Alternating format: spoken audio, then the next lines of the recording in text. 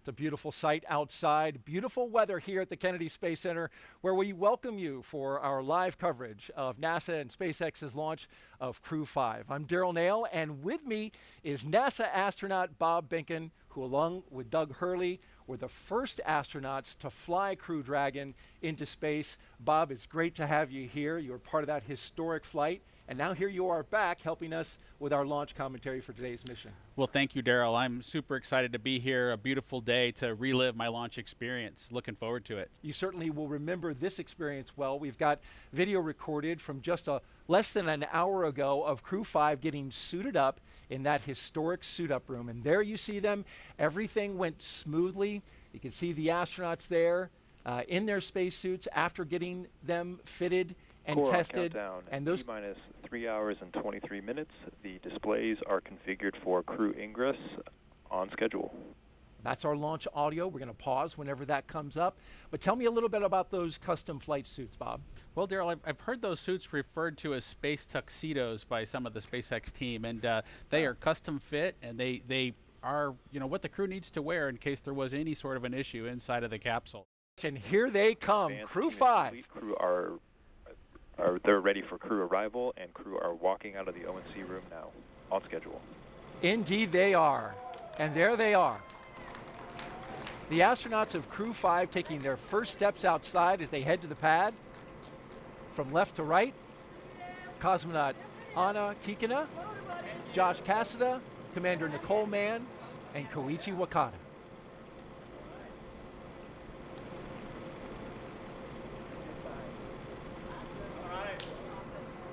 So that was a pose for a picture. And here they go to their ride out to the pad. 3 Teslas all lined up in queue, along with a full security escort. And the folks you see there, family, loved ones. This is a moment to have an exchange, Bob. It is. It's an opportunity for the crew, if you will, to take a little bit of a break from the technical briefs that they've been having this morning as they got suited up and understood what the weather conditions were. They get a chance to say goodbye to their families, see some smiling faces, again, have a little bit of a relaxing moment with their families before they get serious again and head out to the launch pad. It can be an emotional moment. Absolutely. For the Demo 2 mission, my son was super excited to yell Launch America. So that was the one thing that you could absolutely hear. Even inside the suit with our deep insert earplugs, you could hear that Launch America tune when he sang it out. Look at that license plate. I was just noticing that. Blast off. Yeah, Daryl, the SpaceX team has been creative with those license plates. It's always cool to see what they add to the Teslas to make the experience just a little bit personalized. It's a nice touch. As you can see, the media in the background positioning themselves for a good shot as the Teslas roll out with a full security escort on a 20-minute drive to pad 39A.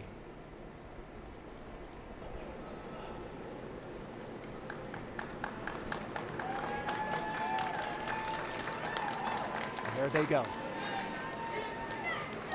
Core on countdown, T-minus 3 hours and 15 minutes. Crew are beginning their transport from the O&C room to the pad, right on schedule. There's the call out from the SpaceX team. The crew now departing the Neil Armstrong Operations and Checkout Building. Slow rolling as they make a shot available for all of the media and photographers down there. They're beginning their 20-minute drive with a full security escort across NASA's Kennedy Space Center and out to launch pad 39A. The track they're taking goes through the industrial area and then gets out to the NASA Causeway and the Kennedy Causeway. The weather here at Kennedy is nearly perfect for launch. Let's introduce you now to today's crew. We begin with Nicole Mann. The California native holds a Master of Science in Mechanical Engineering and is a colonel in the Marine Corps. Nicole was selected by NASA in June 2013, and today the Crew 5 commander will be flying into space for the first time. And once she reaches the space station, she'll be the first Native American woman to stay on station. Sitting next to Nicole is Josh Cassada. He grew up in Bear Lake, Minnesota. The physicist and U.S. Navy test pilot flew 23 combat missions. He later became an instructor at the U.S. Naval Test Pilot School, and more recently, he served as the capsule communicator in mission control. But today, he's the pilot aboard Dragon. In the role of mission specialist is veteran Japanese astronaut Koichi Wakata. Altogether, Koichi flew 4 space shuttle missions, a Roscosmos Soyuz, and was on a long-duration stay aboard the International Space Station. Altogether, Koichi has spent 11 months in space, the veteran. And the fourth member, the second mission specialist, is Roscosmos cosmonaut Anna Kikina. She graduated from the Novosibirsk State Academy of Water Transport in 2006. In 2012, Anna officially became a candidate for the position of test cosmonaut. Crew 5 will be Anna's first flight into space as part of the recent resumption of integrated crews on U.S. crew spacecraft and the Soyuz with the Russian state space corporation Roscosmos. All right, the crew taking a turn onto the Saturn Causeway, and this is the road that leads to the Vehicle Assembly Building, which is notable, Bob, because the astronauts right now taking a similar path to Hurricane Ian as it crossed the state and came over our area. That's the operations and support building behind it, but then behind that, going through here, is the Vehicle Assembly Building. And after studying the data, we learned the storm took that similar path. And as we widen out the view here, you can see, there it is, the Artemis logo, and a great shot of that Vehicle Assembly Building with the crew going by. Now, the Crew 5 launch was delayed several days due to Hurricane Ian taking aim at Florida. And after studying the data, here's the path that we found it took. Take a look at this graphic put together by meteorologists with satellite data. It shows the track through the state. You can see the center of circulation, of course, the devastating impacts to the Fort Myers Beach area, more than 100 people killed, and complete devastation. By the time it crossed our area right there, you can see it came out the other side on Florida.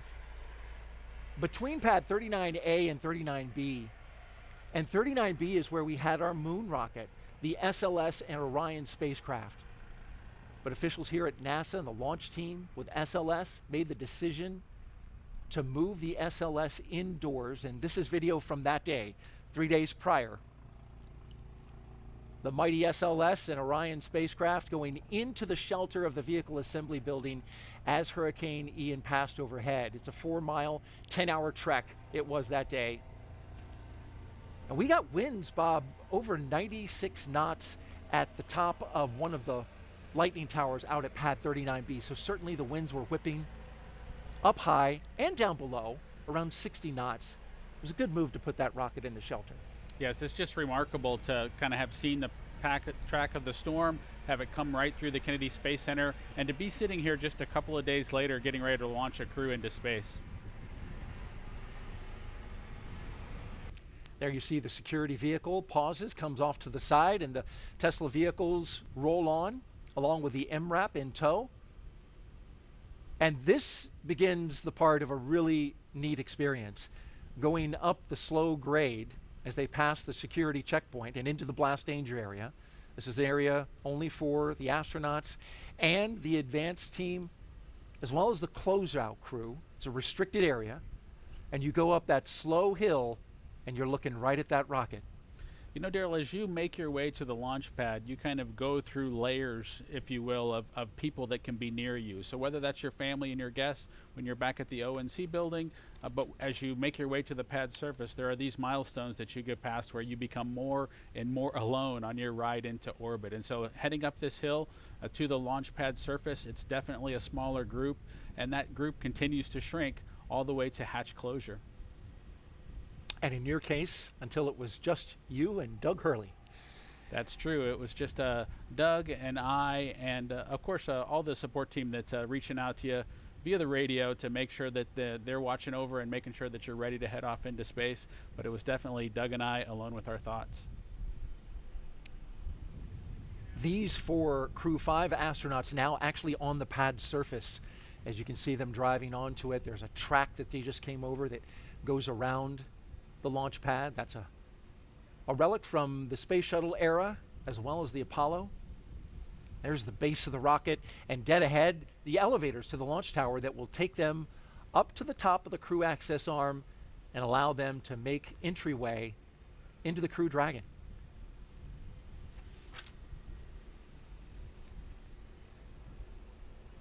And at T-minus 2 hours and 55 minutes, we'll get that announcement that the crew has arrived, so they're a little early.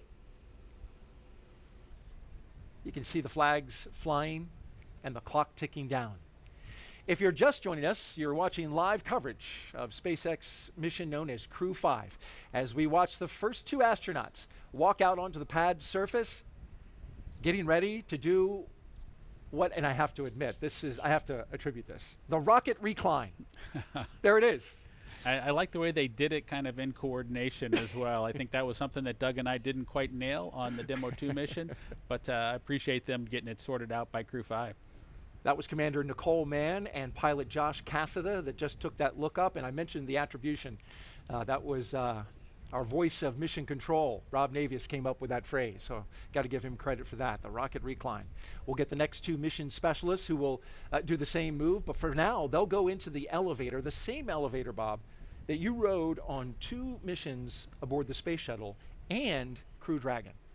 That's true, Daryl. That elevator there on the 39 Alpha launch pad is just a wonderful experience to kind of be able to bring it back into the game and be able to fly kind of, if you will, slowly up to the pad surface before making a stairway walk up to the actual location where you walk out to the Dragon capsule.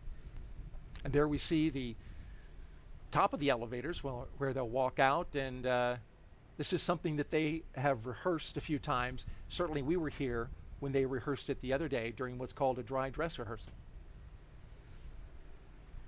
Yeah, the crew has been through this before, and like I mentioned a little bit earlier, it is really important to kind of get the nervousness out to have done these operations once before. We can see Nicole and Josh there as they've made their way out of the elevator. They'll walk around the back and make their way up the stairs to the actual walkout area where they'll potentially have a chance to make a phone call, reach out to their family one more time before heading out to the White Room itself and climbing into the ship. And the closeout team right behind them from SpaceX as they greet some of the members of that team with some fist bumps. The telephone you mentioned, Bob, is there on the right-hand side of that hallway there. But what I notice is the astronauts tend to pause right about here because it looks like that is a spectacular view. It is, Daryl. It is their chance. Of course, you know, you've mentioned the rocket recline where they're able to look up at the rocket. They're kind of co-level with the vehicle at this point. They're able to look out, see the ocean, see the rocket, see the capsule itself before getting ready to kind of take that next step and head into the vehicle. And there you see one of the astronauts doing just that. To the right, they are looking out over Launch Complex 39A and the Space Coast. No doubt having a view that is similar to this from our flight ops team here at Kennedy. What a great shot. On the left there, you've got the launch tower, and that is the crew access arm that bridges the gap between the launch tower and the rocket on the right. And you can see, Daryl, the second 2 crew members getting ready to do their rocket recline, if you will, and get a chance to look up at the vehicle.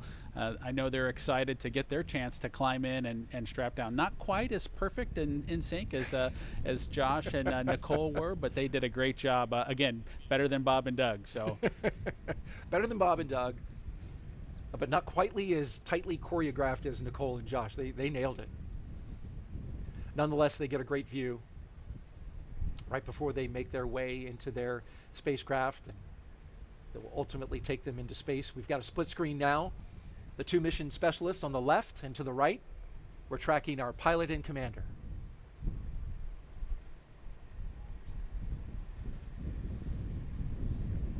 Now they stagger the astronauts in this fashion because everything is highly proceduralized, right? As they go through the lines, check off the mission milestones, and then also it's carefully choreographed because you want to have everybody being orderly as they get into the spacecraft. Absolutely, Daryl. There is a well choreographed checklist that the SpaceX team has on their tablets as they follow along with the crew accomplishing the steps in front of them. But remember, there's just a single hatchway and they need to go in sequence, and it wouldn't be helpful for all 4 of them to be there at the same time. So we do bring them in sequence, Nicole boarding first, followed by the rest of the crew. Looking at the launch tower there, pad 39A. Bob, this is the same launch tower that launched the space shuttle. It's been, of course, renovated by SpaceX. They've made a lot of improvements in order to accommodate the Falcon 9, but it also has some throwback to the shuttle era. And there's part of the fixed service structure that's still a part of that structure today. That's true, Daryl. The 39 Alpha launch complex was modified to be able to handle the Falcon 9 rocket. And Doug and I were super excited to launch again from the exact same location. There are remnants of the shuttle program that are still kind of out there. There's a series of chevrons. You can kind of see them in the image there. The kind of the yellow pathway, if you will. The crews go in the opposite direction there. Those chevrons point towards the slide wire baskets that they would use if they needed to do an emergency egress off the pad surface. Those slide wire baskets are a legacy item from the shuttle program. And here we go, the first 2 astronauts to board Crew Dragon. On the left, Josh Cassada, and on the right, Commander Nicole Mann. All smiles as they make their way down the crew access arm. You can see the fist pumps. They're definitely getting excited now as they get ready to board the ship. And they make their way into what's called the White Room.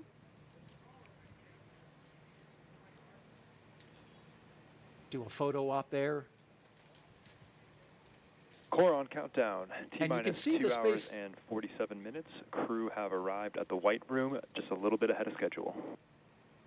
There's the announcement. And you can see one of the SpaceX techs handed Nicole Mann and Josh a Sharpie, which this is something that's actually on their to-do list for launch operations. And what they're going to do now is sign their signature onto the NASA meatball, or right there around it. That NASA meatball is encircled with signatures from all the previous NASA crews that have gone up to the International Space Station. That signature would include yours, Bob, as well as your wife, Megan MacArthur. Yes, Joe, that's a nice tradition that the SpaceX team added and allowed kind of Doug and I to get started. And it's pretty neat to get your name added to the wall there, the White Room wall that leads to the Dragon capsules that head to space station. And there you see her putting her signature, making the way around the NASA meatball, handing off the pen to Josh. And to the right, you see the SpaceX logo. For their commercial missions, they're also starting a set of signatures, which is a great sign about starting to establish that economy in low Earth orbit, the commercialization of low Earth orbit. It's exciting to see the economy in low Earth orbit continue to grow, Daryl. It's also exciting to see the cadre of astronauts continue to grow and view that group as our partners of folks who've been to low Earth orbit, who've been into the black of space, and it's just exciting to see that group continue to grow. Our launch weather officer for today, Brian Sizik, from the 45th Space Wing, telling us that we've got a nice high pressure system in the area, Bob, that's keeping everything clear as the first astronaut climbs aboard. Core on countdown at T-minus 2 hours and 44 minutes. Crew have begun ingressing Dragon. And here come our second 2 astronauts, mission specialists Koichi Wakata and Anna Kikina.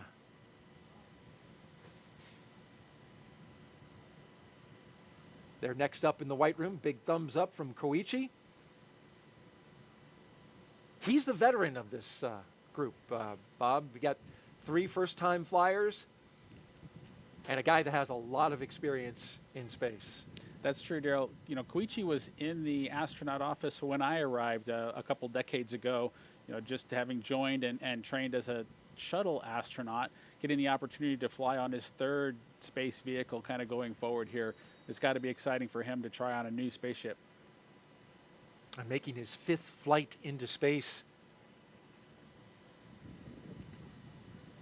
And our mission specialists will now put their signatures on the White Room. as the commander and pilot finish up securing their 5-point harness into their seat, getting a snug fit, as you can see there. Josh Cassada making sure everything is lined up correctly. Looks like he's got 4 hands.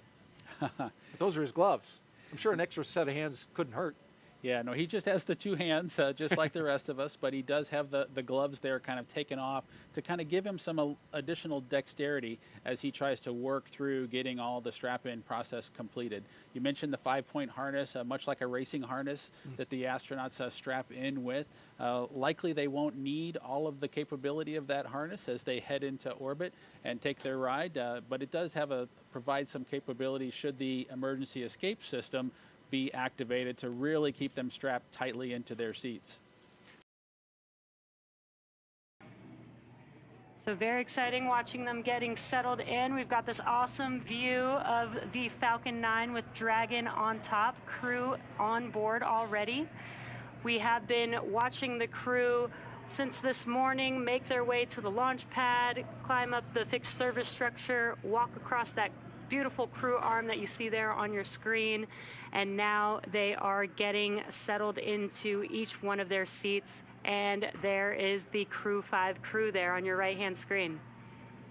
And the crew will remain in these spacesuits through the ascent portion of today's flight. They'll be able to get out of their suits and get a little more comfortable shortly after liftoff, but for the portion that is the most dynamic portion of the flight, they will remain in those spacesuits.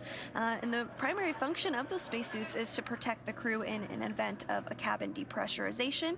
And if that would occur, the suit could inflate to provide a habitable environment long enough for the crew to return home. Not only is today an exciting day because it's launch day, but it's also a pretty exciting year, as this year marks Dragon's 10th year in operational flight. It took a lot of love and dedication to get here today, and we are still learning and innovating from each launch. From the beginning, Dragon was designed to eventually fly people. The Dragon hanging from the ceiling next to us was initially flown to certify SpaceX for cargo missions to the space station over 10 years ago, which flew in 2010. Yet a window was added to hint at our plans for flying crew in the near future. Now, of course, the Dragon behind us and the Dragon supporting today's mission, taking Crew 5 to the space station, are very different, a testament to how far we've come. It's been a little over 2 years since we flew Demo 2, which was on May 30th of 2020. And since then, SpaceX has been regularly flying crew missions for NASA to and from the International Space Station at an average cadence of 1 flight every 6 months since Crew 1. Dragon, ready for comm checks. Copy, Dragon. Stand by for umbilical comm check. And we did just hear those words that comm checks will be starting here shortly. Now on your screen, you're seeing some waves, some thumbs up, some goodbyes to the team on the ground. Once they close this hatch. PLT, MS1, MS2, comm check. CDR has you loud and clear. PLT has you loud and clear. MS1 has you loud and clear. MS2 has you loud and clear. Core, loud and clear. Umbilical comm check is complete. Stand by for ground station comm check. We did discuss Dragon, SpaceX. Confirm crew displays are configured for launch. Rocco, we would like to give a huge thanks to the NASA and SpaceX team, the thousands of people for their development, preparation, and training in getting Endurance and Crew 5 to the launch pad today, and your continued support in helping to make this a successful mission. We look forward to joining the rest of our Expedition 68 crew members aboard the International Space Station. And a special thanks on behalf of all the crew to our family and friends. It is your love and support that help make dreams come true. Now let's do this. Crew 5 displays are configured for launch. Copy, and Nicole, Josh, Koichi, and Anna, on behalf of the entire team at SpaceX, good luck, Godspeed and enjoy the ride. And those words from Nicole Mann, the first female commander of a Dragon, as she thanked the many folks that have helped get them to this point. Dragon is in configure for terminal count. Launch teams continue to report no issues, and everything remains green and for an on-time launch. Retract has started.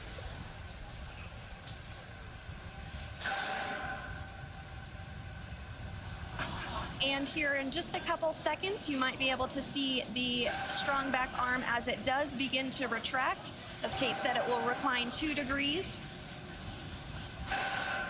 We can just barely make out that the clamp arms are now beginning to move.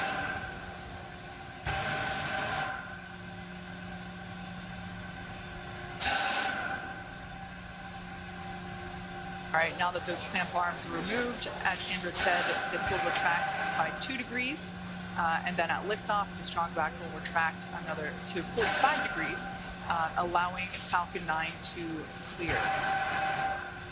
Strong back is part of the transporter erector, and the transporter erector is what provides the liquids, the gases, and the electrical connections to the vehicle. It's also what we use to integrate the vehicle in its horizontal position, and we can see that 2-degree retraction just now complete.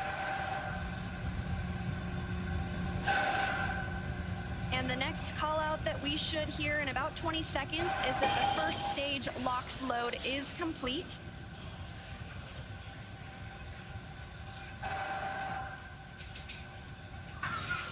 Stage 1 LOX load is complete. And there we go, all of the oxidizer loaded on stage 1. Soon we'll hear that stage 2 LOX load is complete, and that will be the last propellant call out we'll hear today. Now less than 3 minutes until launch. Dragon is in terminal count and is on internal power. All right, there we heard the good news that Dragon is now on internal power. Again, the white clouds that you see there at the base of the Dragon trunk, totally normal. That's just the vapor from the liquid oxygen. Again, second stage now wrapping up its LOX load. Excuse me, first stage wrapping up its LOX load just a few minutes ago, and now moving toward wrap up of second stage LOX load, which will complete at T-minus 2 minutes. Coming up on 2 minutes until liftoff, standing by for word that stage 2 LOX load has been completed.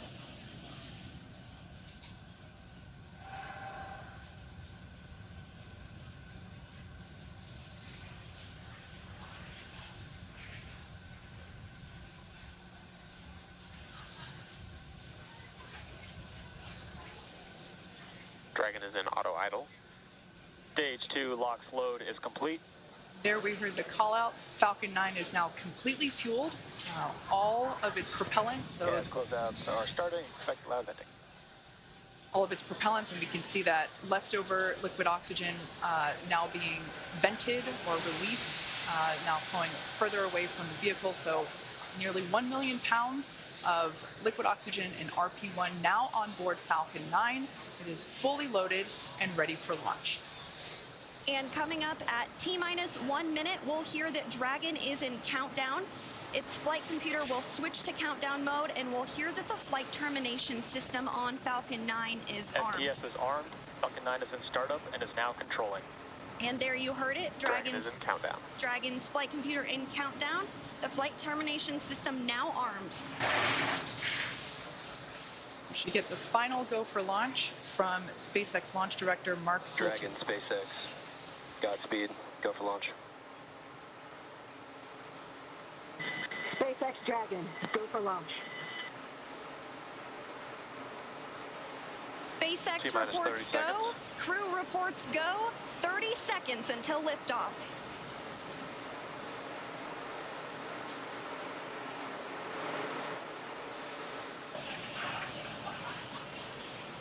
T-minus 15.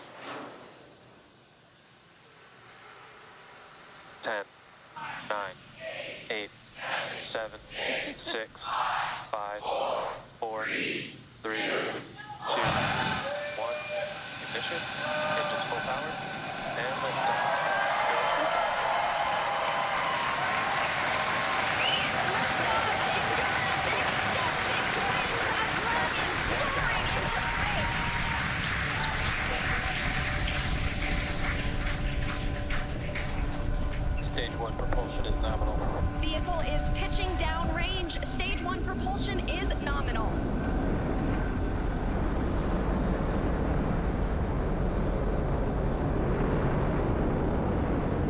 now at T plus 35 seconds into the 5th rotational crew mission on board Dragon and Falcon 9.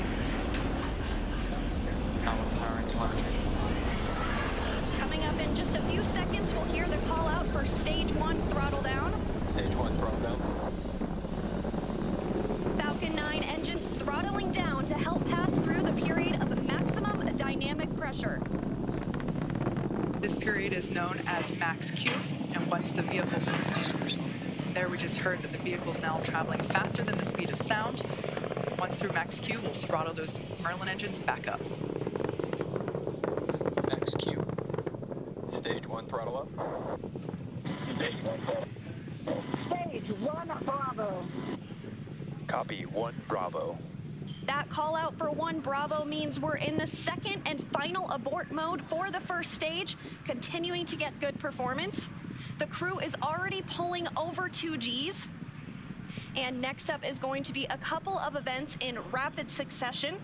First will be engine chill on the second stage and back engine. And there you heard that call out. And then we'll have MECO, or main engine cutoff, where the 9 engines igniting will cut off in preparation for second stage separation.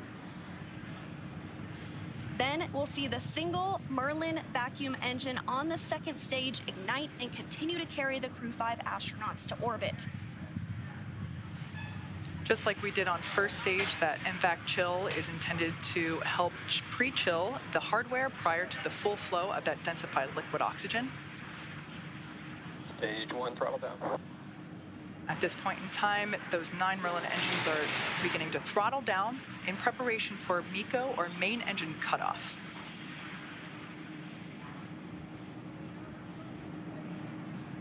Standing by for MECO. And MECO. Stage 2 Alpha. Stage separation confirmed. Copy 2 Alpha. There we should see that second engine begin to ignite now. And obviously confirmed by the loud cheer behind us here at Mission Control Hawthorne. And we're also in 2 Alpha for the aborts if needed. Again, second stage is lit and continuing to carry the Crew 5 astronauts into orbit. We're now getting a view of the first stage after that stage separation. The second stage still being illuminated by that single Merlin vacuum engine, and that's on the right-hand side of your screen.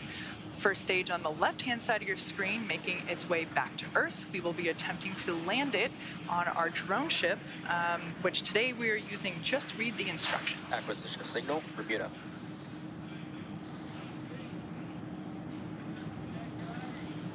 And we did hear that acquisition of the ground station in Bermuda. The first stage is continuing to make its way back to Earth, and the second stage is going to continue. SpaceX, trajectory nominal. Another good call, trajectory nominal. Dragon copy. Confirmation there from Commander Nicole Mann.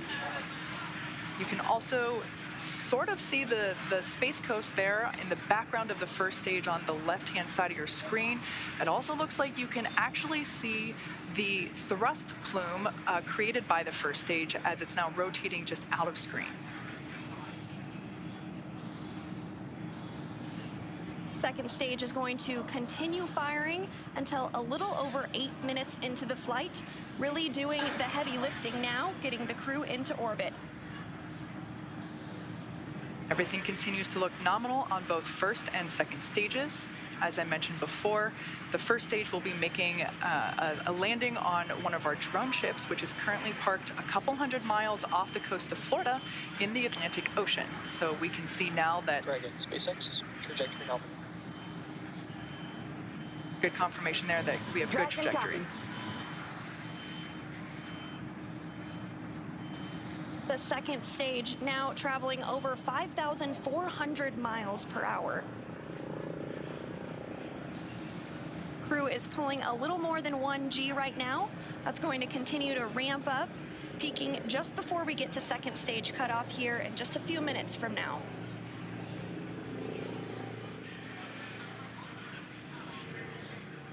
first stage will be performing 2 separate burns, a re-entry burn where we reignite 3 of the Merlin the Merlin M1D engines on the first stage.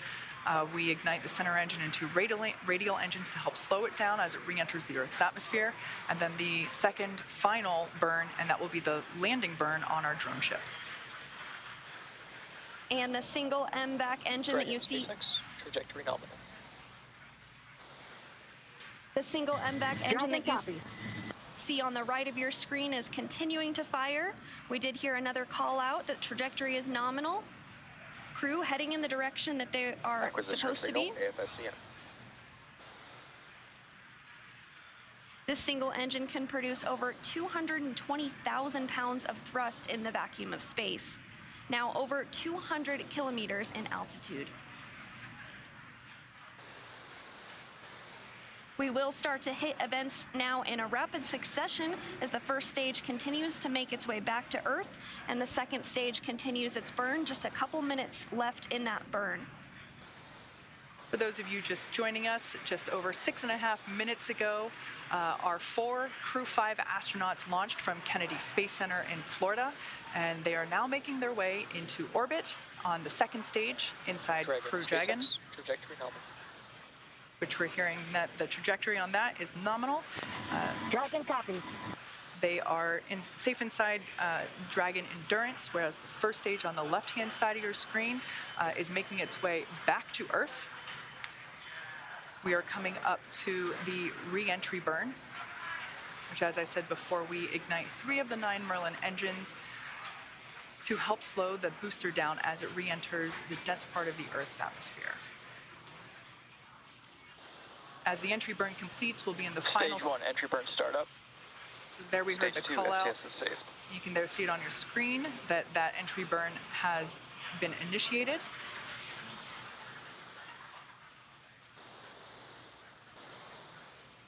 And as that entry burn completes, we'll be in the final different abort phases here shortly, which essentially correspond to areas along the very northeastern seaboard of the U.S.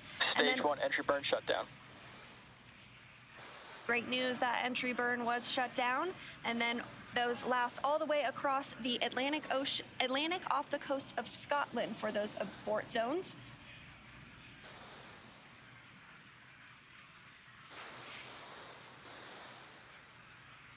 Everything continues to look nominal for both the first and second stages. Terminal guidance.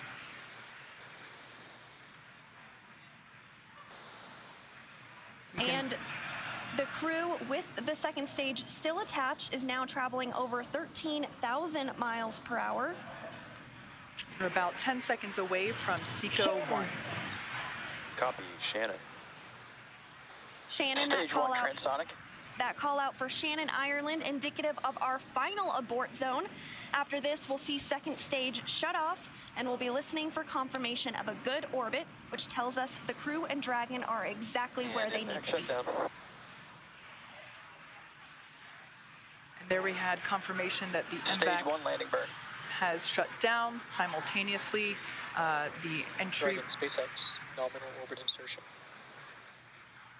And you heard that call for a good insertion. We will coast for a few minutes. There we can see the drone ship coming into view as Falcon 9 attempts. Stage 1 landing leg deploy. You can see those landing legs have now deployed.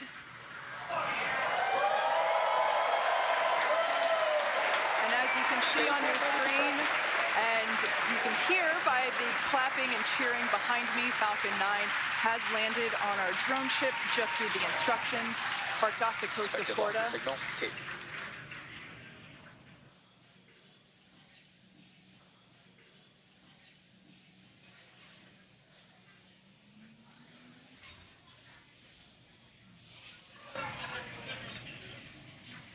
And there is separation. Dragon separation confirmed. And Dragon, this is your launch director. Dragon copies and Dragon, this is your launch director on Dragon. On behalf of the entire launch and recovery team, it was an honor and a pleasure to be a part of this mission with you. And while October 3rd may belong to the Mean Girls, October 5th will forever belong to Crew 5. Godspeed, Endurance. Cheers.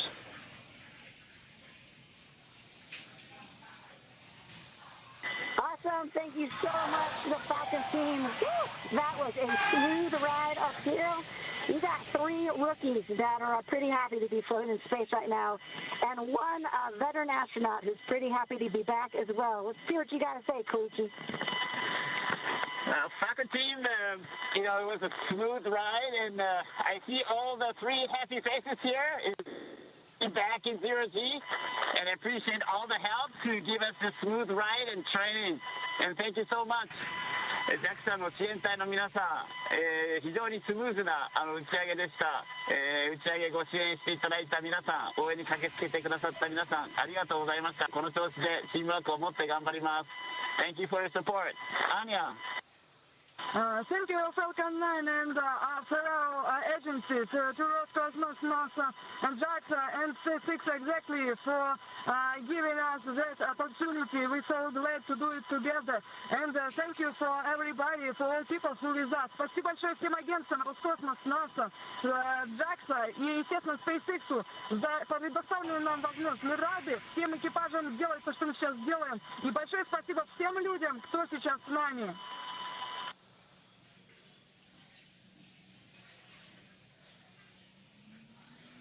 Some really nice words there from the Crew 5 crew, as well as... And Dragon Falcon 9C, thanks for the words. Had a great ride. Have a good mission. We'll see you later.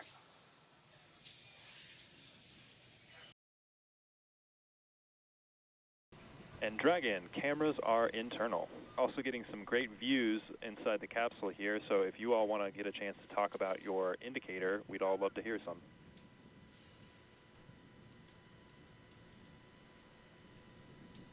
Absolutely, Mike. So, a couple years after he come up with his groundbreaking theory of special relativity, Albert Einstein, in his mind, still had a couple loose ends to tie up. While he was sitting in the patent office, because he wasn't famous yet, definitely should have been, he had what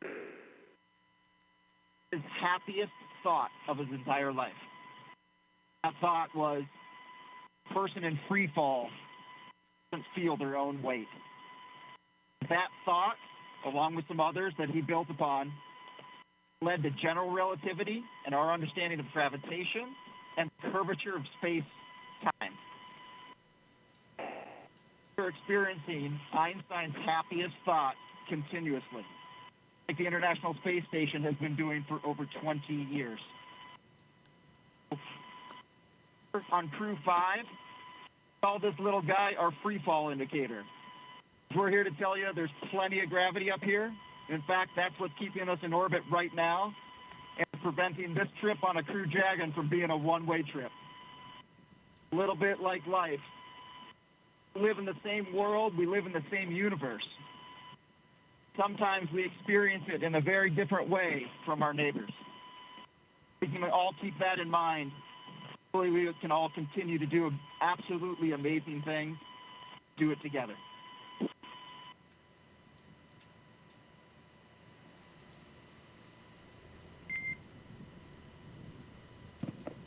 Well, that was excellent, Josh. We appreciate you all taking the chance to share with us some of those special words and some of the meaning to you all.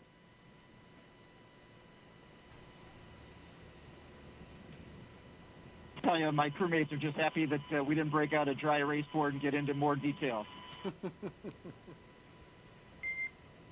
We'll chat lensing later.